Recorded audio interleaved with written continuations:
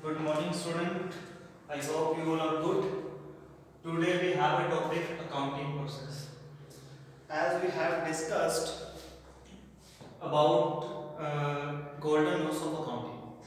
So I am also sent you the PDF file where there is a accounting process.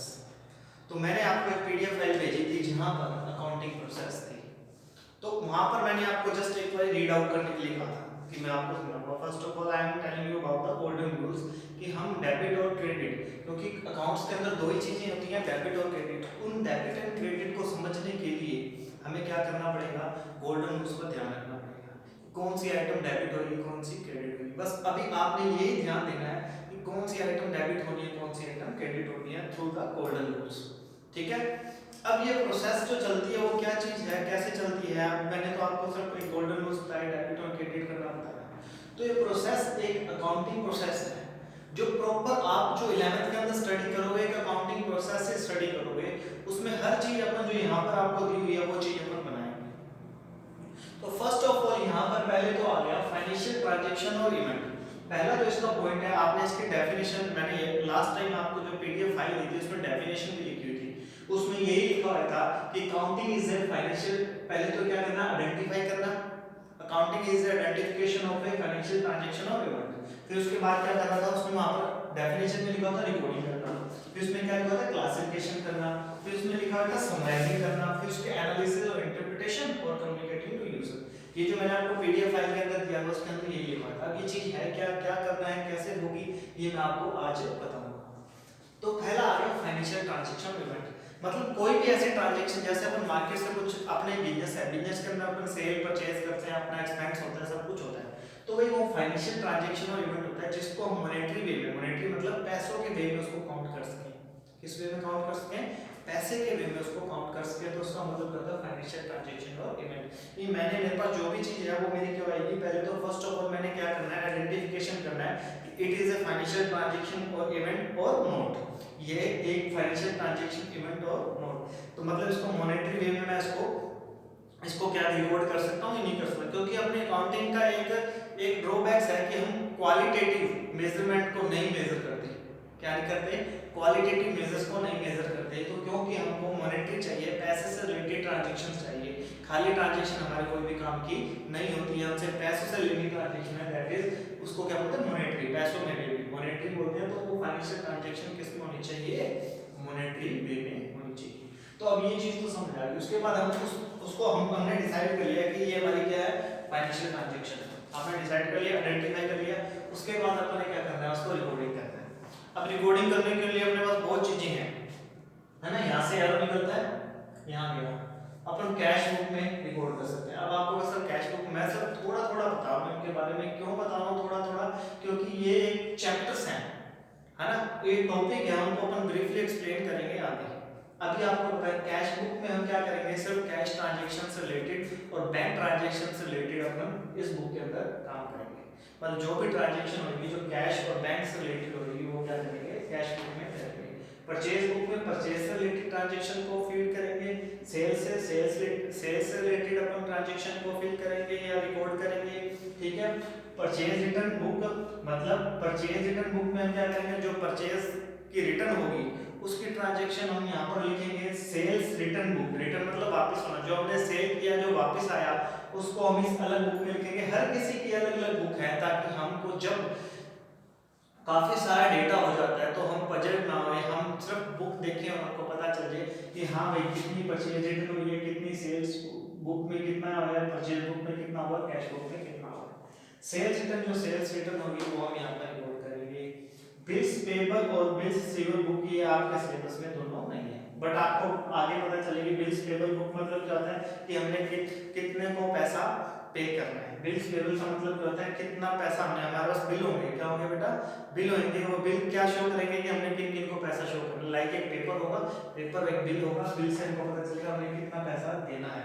Bills receivable वही same, हमारे पास एक bill होगा, bill से हमें पता चलेगा हमें कितना पैसा लेना है इन फ्यूचर डेट में। किस डेट में बेटा, ये फ्यूचर के लिए ही काम में आते हैं दोनों बिल। बिल्स पेबल और बिल्स रिसीवेबल दोनों फ्यूचर डेट पे डिपेंड होते हैं। जनरल प्रॉपर, जो जनरल ट्रांजैक्शन जो जनरल में नहीं आती है उसको क्या बोलते हैं, जनरल प्रॉपर बोलते ठीक है। उसके बाद अपन को यहाँ पर क्या आ गया, रिकॉर्डिंग के बाद अपन ने कहा गए क्लासिफिकेशन पे, कहा गया बेटा क्लासिफिकेशन। यहाँ पर ऊपर एक हेडिंग लगा था जनरल, है ना, JURN, जनरल मतलब है ना, इनमें एंट्रीज होंगी, उनका काउंट बनेंगे, ठीक है, जनरल। तो आप यहाँ पर देखिए जनरल के ऊपर मैंने लगा दिया जनरल, उसके बाद ये चीजें अपने पास सारी की सारी आ चुकी हैं। और उसके बाद अपन को जनरल लिखा, फाइनेंशियल ट्रांजैक्शन इवेंट लिखा, रिकॉर्डिंग लिखी, उसके बाद अपन को क्या करना है, रिकॉर्डिंग से अपन कहां पर आ गए, ये रिकॉर्डिंग यहाँ पर होगी बेटा, ये सारी की सारी रिकॉर्डिंग है जो यहाँ पर ये रिकॉर्डिंग चल रही है।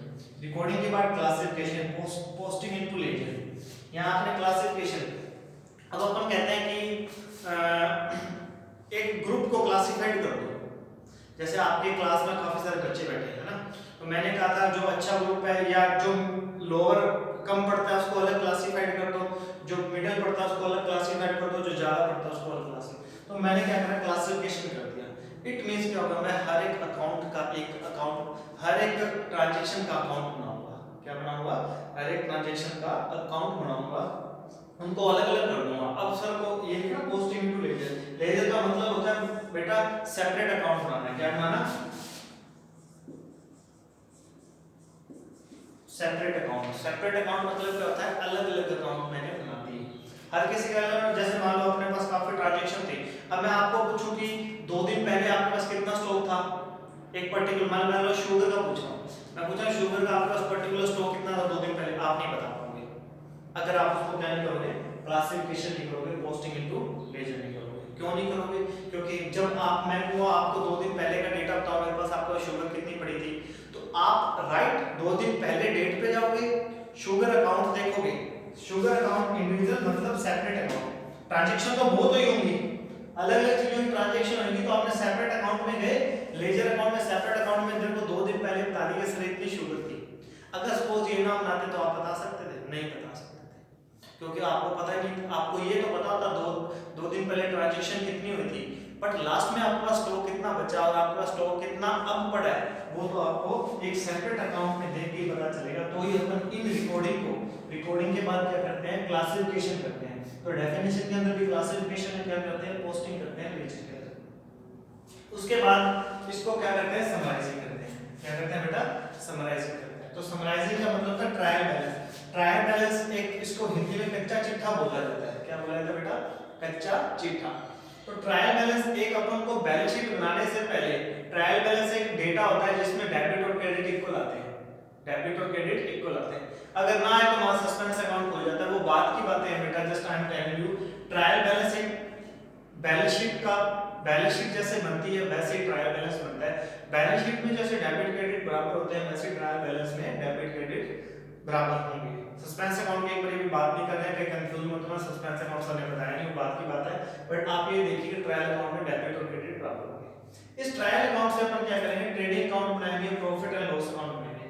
ट्रेडिंग अकाउंट एक अलग अकाउंट है, प्रॉफिट एंड लॉस अकाउंट अलग अकाउंट है। ट्रेडिंग अकाउंट हमको क्या बताता है, ग्रॉस प्रॉफिट बताता है। क्या बताता है बेटा, gross profit slash loss. Loss भी हो सकता है, जरूरी नहीं कि प्रॉफिट हो, क्या हो, जरूरी नहीं कि प्रॉफिट और लॉस भी हो सकते हैं। और प्रॉफिट एंड लॉस अकाउंट हमें क्या बताता है, नेट प्रॉफिट स्लैश लॉस। ये हमको नेट प्रॉफिट भी बता सकता है, लॉस। और बैलेंस शीट हमको क्या बताती है, फाइनेंशियल पोजीशन। क्या बताती है बेटा, फाइनेंशियल पोजीशन। तो ध्यान रखना कि जब मैंने समराइजिंग किया, क्या किया, समराइजिंग किया, तो मैंने 3 चीजें बनाई, ट्रायल बैलेंस बनाया, ट्रेडिंग अकाउंट बनाया और प्रॉफिट एंड लॉस अकाउंट। इन ये trading account, profit and loss account इकट्ठा भी बन सकता है, इसको अलग भी बना सकते हो, बट ये शो तो अपने अपने अकॉर्डिंग अलग अलग चीजें शो करते हैं। जैसे अपन वो ट्रेडिंग अकाउंट ग्रॉस प्रॉफिट या लॉस शो करेगा, और जो अपना प्रॉफिट एंड लॉस अकाउंट होगा वो अपने क्या शो करेगा, नेट प्रॉफिट और लॉस। उसके बाद जब ये चीजें होगी और अपने बैलेंस शीट बना रही, बैलेंस शीट में डेबिट क्रेडिट इक्वल आएंगे, ये एक्चुअल होती है, ये एक कच्चा चिट्ठा बोलते हैं। देखो इसको हिंदी में जो मीनिंग है, इसका जो मतलब है वो है कच्चा चिट्ठा। कच्चा चिट्ठा से मतलब पता चल रहा है कच्चा काम हो गया ना, एक टाइप का वो हो गया। मेन काम यहाँ पर आता है बैलेंस शीट में, ये इक्वल आती है। ये हमको क्या शो करती है, फाइनेंशियल पोजीशन, कि कितनी स्ट्रॉन्ग फाइनेंशियल पोजीशन है किसी फर्म की, किसी कंपनी की, सभी की जो भी पोजीशन होती है वो अपन को बताती है स्ट्रॉन्ग है या स्ट्रॉन्ग नहीं है, या डूबने वाली कंपनी, वो सारी हमको बैलेंस शीट से पता चल जाता है, फाइनेंशियल पोजीशन। उसके उसके बाद एक अकाउंटेंट ने क्या करा, पहले तो फाइनेंशियल ट्रांजैक्शन और इवेंट बनाए, ठीक है, उसके बाद रिकॉर्डिंग करी, इन सभी बुक्स में रिकॉर्ड किया जो 1 से लेकर 7 तक है, ठीक है, 8 तक जनरल प्रॉपर भी है। उसके बाद उसने रिकॉर्डिंग करके क्या करा, क्लासिफिकेशन करा, पोस्टिंग इनटू लेजर करा। उसके बाद वो यहां पर आया, उसने समराइजिंग करा, ट्रायल बैलेंस बनाया, ट्रेडिंग बनाया, प्रॉफिट एंड लॉस बनाया, बैलेंस शीट बनाया, फाइनेंशियल पोजीशन पता चल गई अकाउंटेंट को। उसने फिर एनालिसिस और इंटरप्रिटेशन करा।